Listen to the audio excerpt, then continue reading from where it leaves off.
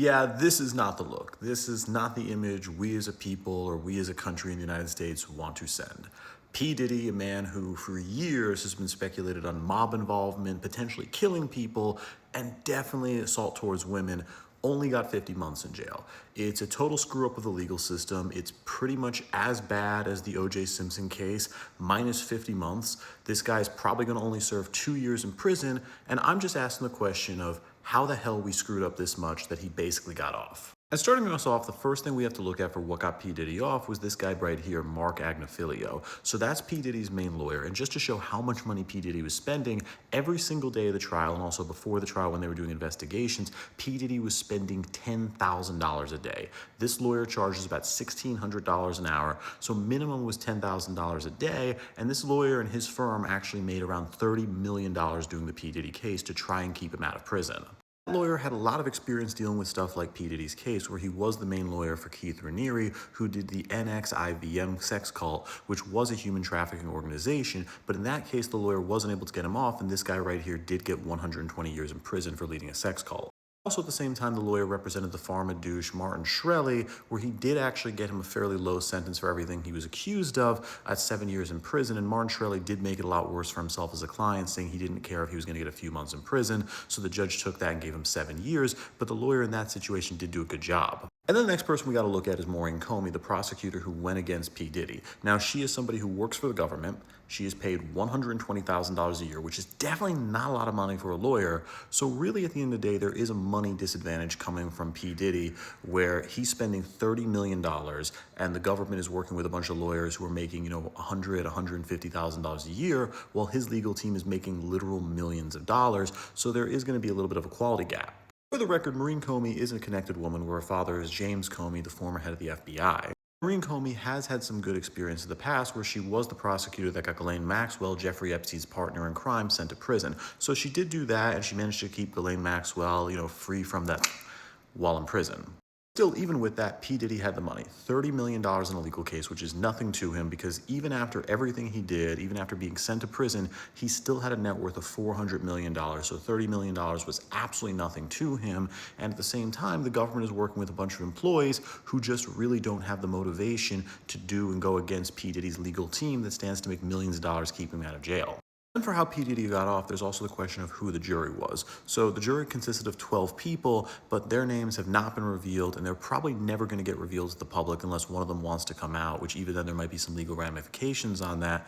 But when it comes to the jury, all we know is there were 7 women and 5 men. That was basically how the prosecution wanted it, where they wanted more women than men. That was kind of their advantage, thinking that it would go against P. Diddy, but we don't really know how racial demographics were broken down into the jury as of yet. We don't know the racial breakdown of the jury, and that could have had a huge impact, which is something we saw with the O.J. Simpson case. So with the O.J. Simpson case, there were 12 jurors. 10 of them were women. That was something the prosecution always wanted, because they wanted to go against O.J. Simpson. They wanted the power of women because O.J. killed his wife. But at the same time, 9 of the 12 jurors were black.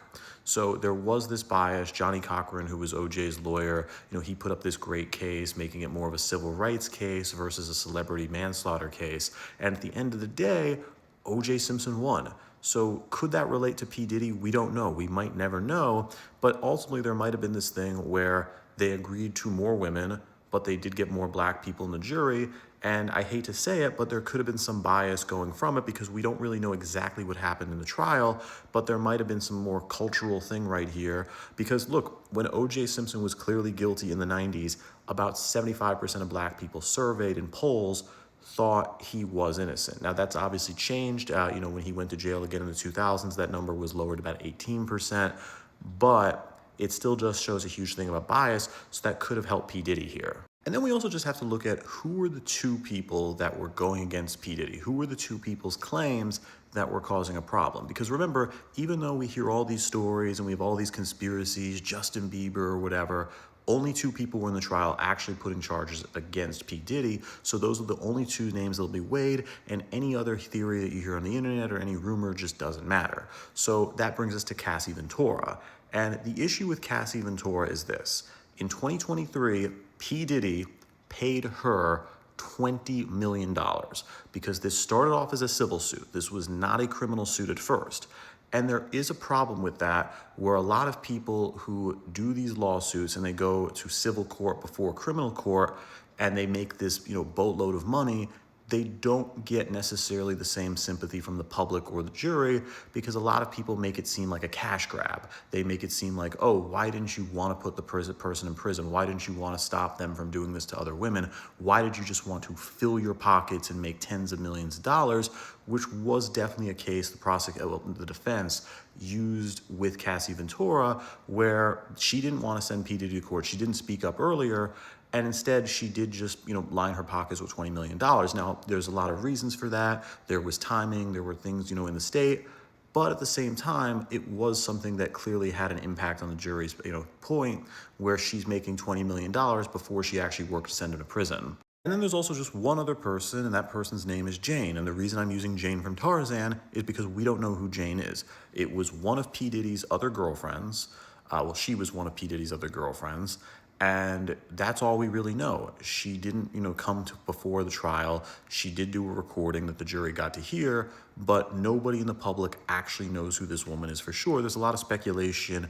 All we know is one of P. Diddy's girlfriends who said she was a victim of his abuse and said that he was involved in all these other things.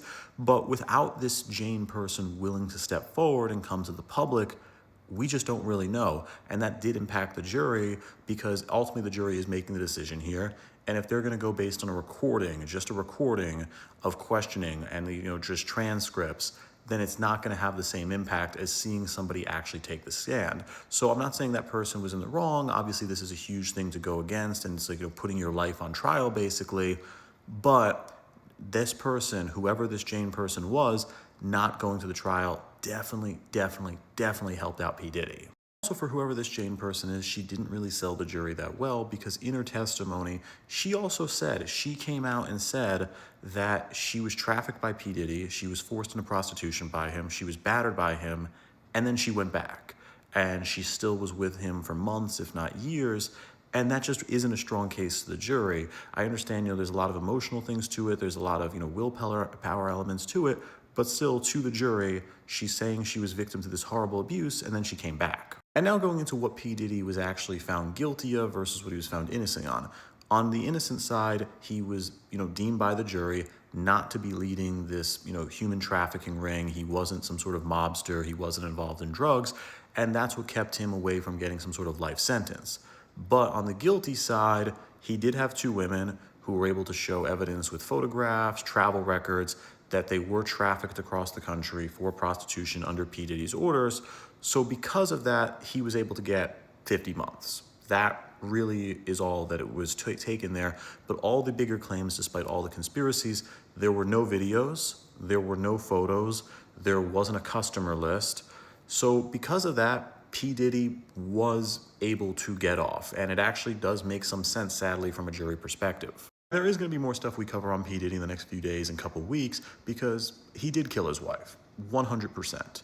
He did abuse children. I think he did abuse Justin Bieber, and there's more to talk about here, but ultimately, all of those claims, everything we talk about online, wasn't in the trial. It was two women, one did not come forward, and then the other one took $20 million a couple years ago, and the woman that didn't come forward said she was still in a relationship with him. Hell, both of them were still in a relationship with him after the abuse. So that's why he got off. And also, just to put, a cherry on top of it, to go back to the beginning, $30 million versus a prosecutor who was making $120,000. So with that, I'm Charles Perala. Please subscribe to learn something.